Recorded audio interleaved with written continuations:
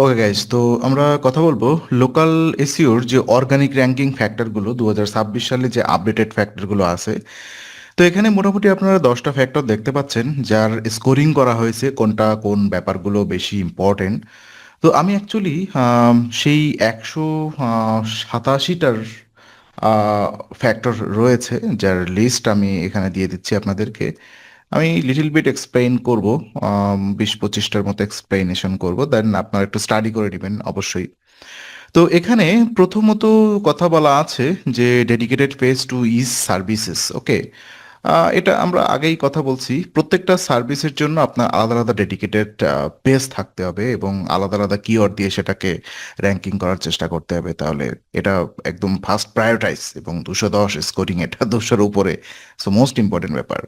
দেন 2 নম্বরে আপনার geographic keyword relevant content use করতে হবে, আপনার জিও ট্যাগ কিওয়ার্ড দিয়ে আপনার কন্টেন্ট ফোকাস করতে হবে, আপনার নির্দিষ্ট শহর এলাকা জিপ কোড এইগুলো আর কি।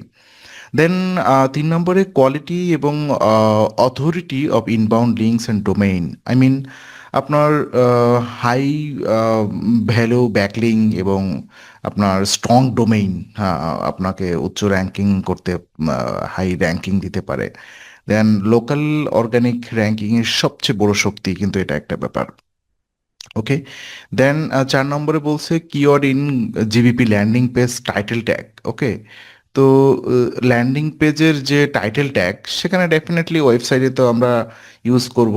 হ্যাঁ হ্যাঁ, ওয়েবসাইটের যে আই মিন আমাদের গুগল বিজনেস প্রোফাইলের যে ল্যান্ডিং পেজটা থাকবে, তার যে প্রাইমারি যে কিওয়ার্ডগুলো থাকবে সেগুলো তার হচ্ছে টাইটেল ট্যাগের ভিতরে ইউজ করতে হবে। আমরা দেখব আমাদের এই ওয়েবসাইট নিয়ে অ্যাক্টিভিটি পরে আসবে আর কি। 5 নম্বরে quantity of inbound links to domain from industry relevant domain. ওকে, মানে আপনার রিলেটেড ওয়েবসাইট থেকে মানে আপনার ইন্ডাস্ট্রি রিলেট করে। সাপোজ আপনার একটা pest control business, definitely pest control related অন্য যারা বিজনেস সার্ভিস দিচ্ছে তাদের ওয়েবসাইট থেকে আপনার ওয়েবসাইটে আর কি এগুলোকে বলা হয় রিলেভেন্ট বিজনেস। হ্যাঁ, এইগুলোর লিঙ্ক নেওয়া, সেসব ওয়েবসাইট থেকে লিঙ্ক নেওয়া গুগলের থেকে এটা একটা মানে ট্রাস্ট ভ্যালু ডেভেলপ করে। Hmm, then internal link across the website, একদম যেটাকে বলা হয় ইন্টারনাল লিঙ্কিং, একটা মোস্ট ইম্পর্ট্যান্ট একটা র্যাঙ্কিং ফ্যাক্টর, যেটা আপনার এসইওর ভেতরে বলা যায় যে একটা মানে আপনার শিরা উপশিরাগুলো যেমন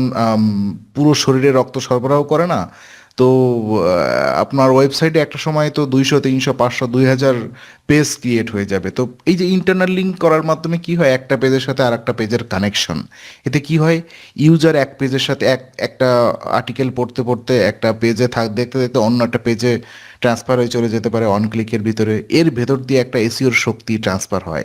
নট অনলি ইউজার, গুগল বটও এটাই করে, এক পেজের থেকে আর এক পেজের লিঙ্ক পেলেই ওর মানে মাথা ঢুকাই দেওয়ার একটা টেন্ডেন্সি আছে। সো এটাই হচ্ছে, যত ভালো ইন্টারনাল লিঙ্কিং, একটা হাইরার্কি মেনটেন করে ইন্টারনাল লিঙ্কিং করতে পারবেন, গুগল তত সহজে আপনার পেজগুলো ডেফিনেটলি স্ক্রল করবে এবং বুঝতে পারবে, আর বুঝতে পারলেই ইন্ডেক্স হবে, এটাই হচ্ছে ব্যাপার, এবং সেটা র্যাঙ্কিংয়ের জন্য প্রায়োরিটাইজ হবে। Then topical product service keyword relevant across entire website. মানে গুগল ভালোবাসে আপনার টপিক্যাল অথরিটি। আপনি যেই সার্ভিস দিচ্ছেন সেটির চারপাশে যত গভীর কন্টেন্ট থাকবে আপনার র্যাঙ্ক তত বাড়বে। সাপোজ কি হয় এক্ষেত্রে আমরা যে কাজটা করি, মনে করেন আপনি পেস্ট কন্ট্রোল সার্ভিস দিচ্ছেন, তাহলে পেস্ট কন্ট্রোল রিলেটেড যেসব ব্লগ টোস্ট আছে না, সেগুলো আমরা ব্লগ সেকশনে, কারণ কি আপনার যে মানি পেজ থাকে, আই মিন যে সার্ভিস পেজগুলো ডেডিকেটেড পেজগুলো, ওই পেজে তো আমরা অনেক ইনফরমেটিভ কন্টেন্ট দিতে পারি না, ওখানে তো আমরা স্যার কনভার্সনাল সার্ভিস রিলেটেড কন্টেন্ট দিয়ে থাকি। কেন নিবেন, কেন নেওয়া উচিত, আমরা কি কি অফার দিচ্ছি, কি কি বেনিফিট পাবেন, প্রাইসিং, এইসব লেখা থাকে। কিন্তু আপনি মানে পেস্ট কন্ট্রোল কতভাবে হতে পারে, কতক্ষণ সময় লাগে, একবার করলে আর কতদিন পরে করতে হবে, এই জাতীয় যত হাবি জাবি ভুগিচুগি যা আছে ইনফরমেশন, হ্যাঁ, কি কি টুলস আমরা ইউজ করি, কি কি টুলস ইউজ করা উচিত, এই ধরনের কথা, কোন ওয়েদারের জন্য কি করা উচিত, এই সব ব্যাপারগুলা নিয়ে আপনি বিভিন্ন ব্লগিং করতে পারেন। তাহলে কি হয়ে গেল, পুরো একটা কন্টেন্ট মেশিন হয়ে গেল, ইনফরমেশন মেশিন হয়ে গেল আপনার ওয়েবসাইটটা। এটাকে বলা হচ্ছে টপিক্যাল অথরিটি। মানে যে টপিক নিয়ে আপনি কথা বলছেন, যে টপিক নিয়ে আপনার সার্ভিস অথবা প্রোডাক্ট, সেই টপিক নিয়ে হিউজ পরিমাণ আপনার কন্টেন্ট ইনডেপথ অ্যানালাইসিস যদি আপনার ওয়েবসাইটে থাকে, Google love that. So keyword in GBB landing page heading, মানে গুগল বিজনেস প্রোফাইলে যে ল্যান্ডিং পেজ তার হেডিং ট্যাগগুলো থাকে না, H1 H2 ST, এখানে হচ্ছে কিওয়ার্ডগুলো ইনপুট করার কথা বলছে। সো ডেফিনেটলি এটা আমাদের আসবে নেক্সট ওয়েবসাইট এসিওতে। Then website degree of focus the specific niches, তার মানে যেসব ওয়েবসাইট একটি মাত্র নিশে ফোকাস করে গুগল তাদের বেশি বিশ্বাস করে। হ্যাঁ, মানে নিশ ফোকাস ওয়েবসাইট আর কি। যেমন আবার মাল্টিপল বিজনেস ফোকাস করলে কিন্তু সেসব বিজনেস গুগলের কাছে ট্রাস্ট একটু হলেও মানে নষ্ট হয় আর কি। দেন 10 হচ্ছে keyword in anchor text of inbound links to domain, মানে অন্য ওয়েবসাইটে যেভাবে আপনার সাইটকে লিঙ্ক করছে সেই অ্যাঙ্কর টেক্সট যদি সঠিক হয় তাহলে র্যাঙ্ক দ্রুত বাড়ে, right? Keyword in title tag across entire website, এটা কথা বলছি। Keyword in title entire website, okay. তার মানে আই মিন হচ্ছে এটা হচ্ছে আপনার সাইটের প্রতিটি ইম্পর্টেন্ট যে মানি পেজ যেগুলো, হ্যাঁ, সঠিক কিওয়ার্ড, আলাদা আলাদা কিওয়ার্ডের জন্য আপনার সার্চ ভিজিবিলিটি বাড়ে আর কি। মানে কিওয়ার্ড ইন টাইটেল ট্যাগ, মানে প্রত্যেকটা পেজে আপনি আলাদা আলাদা পেজে তো আলাদা আলাদা কিওয়ার্ড থাকবে, আলাদা আলাদা কিওয়ার্ডগুলো আপনি টাইটেল ট্যাগের ভিতরে দিয়ে দিবেন, right?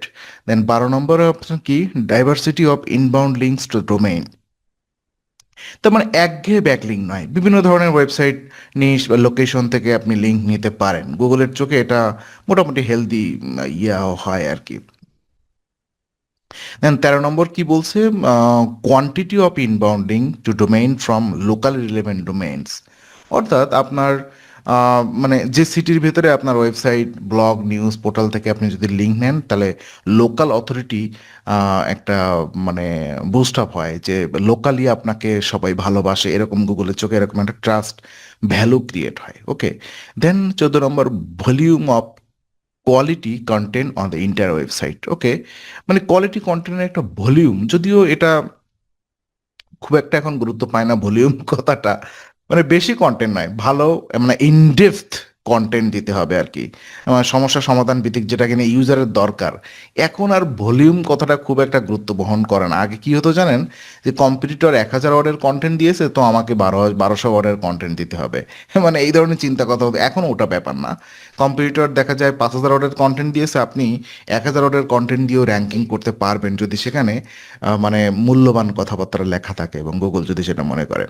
Then keywords in headline across entire website, বিভিন্ন ওয়েবসাইট কিওয়ার্ডের যে হেডলাইনগুলো থাকে যেমন H1 H2, এই হেডলাইনের ভিতরে আপনার কিওয়ার্ড, সেকেন্ডারি কিওয়ার্ড হতে পারে, প্রাইমারি কিওয়ার্ড, তো H1 এর ভেতরে একবার রাখতে হয়। দেন এই কিওয়ার্ডগুলো ওখানে ইনপুট করতে হয়।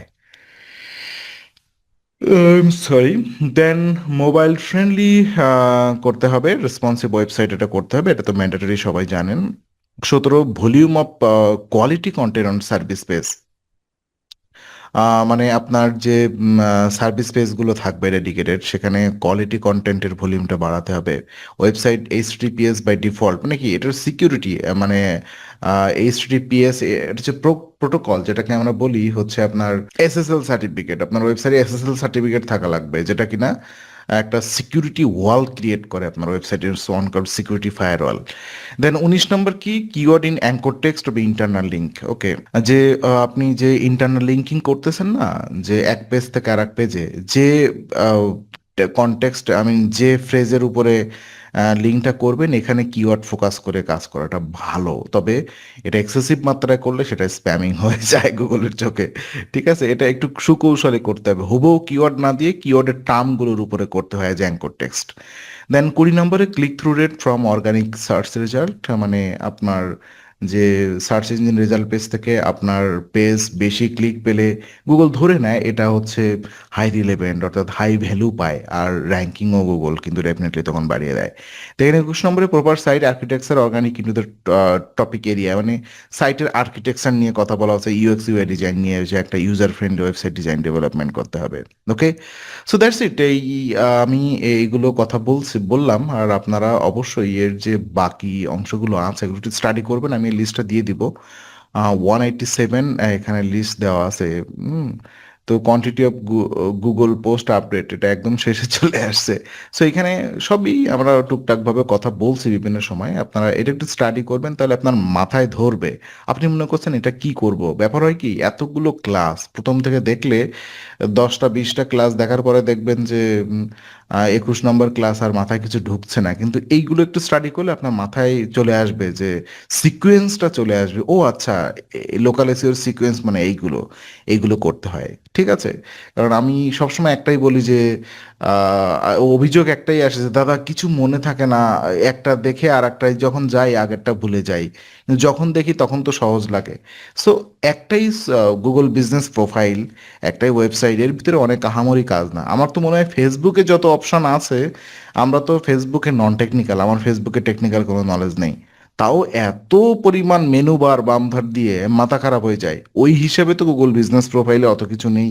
একটা ওয়েবসাইটেতেও আমরা যখন ওয়েবসাইটের কাজগুলো করব, দেখব একদম লিমিটেড কাজ। সো এত বোরিং হওয়ার কিছু নেই। জাস্ট ট্রামগুলো আপনাকে একটু ধরে রাখতে হবে আপনার মস্তিষ্কে। That's it. দেখা হচ্ছে নেক্সট ক্লাসে।